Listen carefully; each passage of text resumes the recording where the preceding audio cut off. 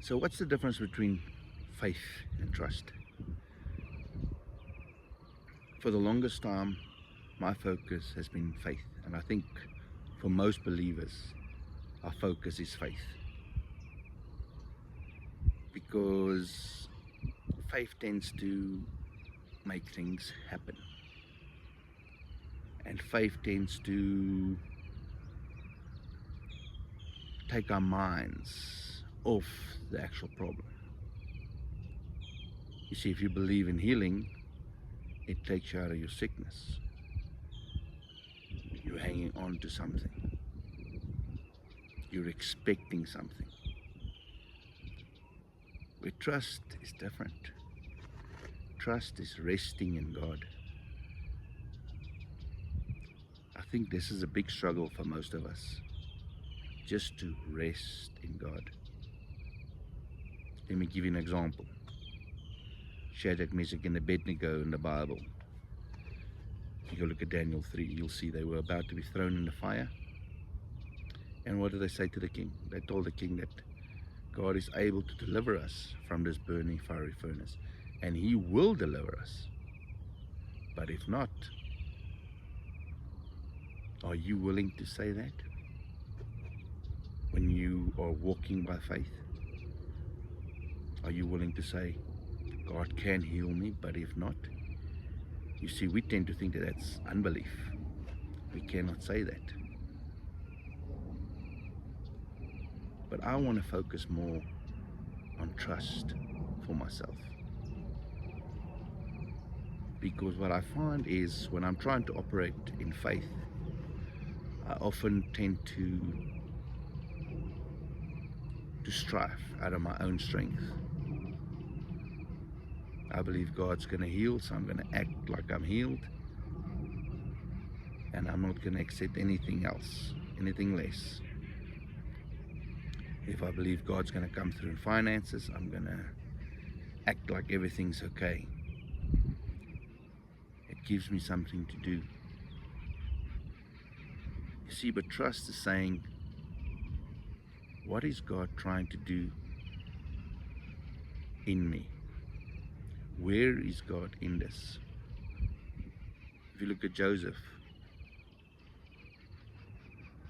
he trusted God. When he was sold into slavery, when he was thrown in prison, when his brothers came, he said, you meant this for evil, but God meant this for good.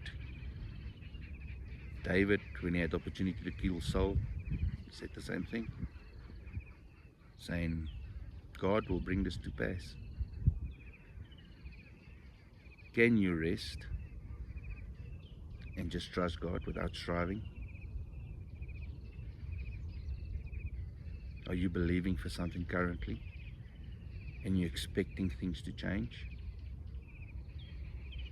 Is it possible that God wants you to trust in Him? Look at Jesus in the boat in the middle of the storm. People believe that Jesus slept because He knew everything and He had all the power. But Jesus slept because He had a relationship with His Father. He trusted His Father. Can you sleep in the storm?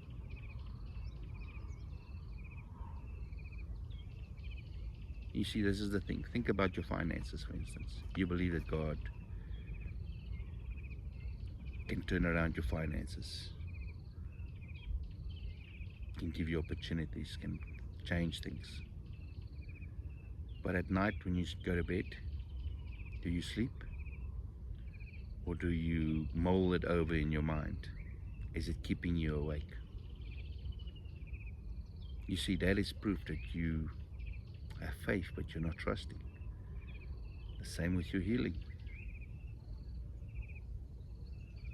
Can you lie down and sleep without stressing about it? Can you just trust in God? See, this is a personal thing for me. I want to get to the point where it's all about my relationship with God. That no matter what the situation is, that I won't be moved because I trust in God. I don't expect the storm to calm down. I expect to sleep because I trust my Father. You see, for me growing up, and like for most of us, you are rated on performance. So I learned early on that if I did certain things, I would be accepted.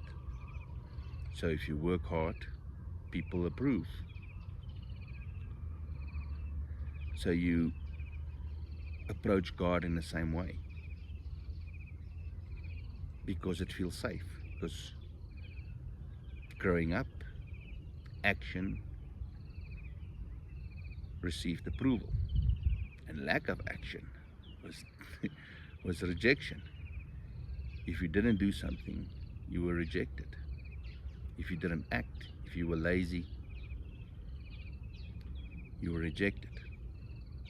You can't just expect things to change. You had to make them happen. And that is the difference now with our relationship. Hebrews 4:11 actually says that we need to labor to enter into that rest. God has paid the price for us, and He wants us to rest. And He wants us to act from the rest. You see, we put the one in front of the other. We're gonna believe for healing, and then once we get healed, then we're gonna trust, and then we're gonna relax, and we're gonna sleep. But what if we can get it the other way around? You see, the only way for that to happen is for our focus to change from the action to the person. So instead of having faith for the situation to change, trust in that time that you've got now to build your relationship with God. Use that time to get to know God. It's the great opportunity to get to know Him and to show Him that you love Him. If you hang on to Him without seeing the results. Look at Job in the Bible. He did not give up. He kept on believing in God. Even when he couldn't see the results, even when things just kept on getting worse and worse. So I want you to think about it. When your next opportunity comes to act in faith, I think we need to work on trust first. Make sure that relationship with God is right. And then we act out of faith. Then we come from trust, and we're not going towards it. We come from victory. We're not going to victory. See, Jesus already paid the price. The battle is already won. So we should start there. Believe that this is done, that God has a plan. He's got an expected end for me, and I'm going to come from that point. I'm going to believe that He accepted me before the foundation of the world, that He calls me His beloved, that I am now His son, that He's not giving me the spirit of bondage again to fear, but He's given me the spirit of adoption, whereby I cry, Abba, Father. So now I'm going to cry, Father, save me, help me. Ask God to reveal Himself to you, like Moses did. Ask God, Father, help me to know You more. All the best with your trust walk. God bless.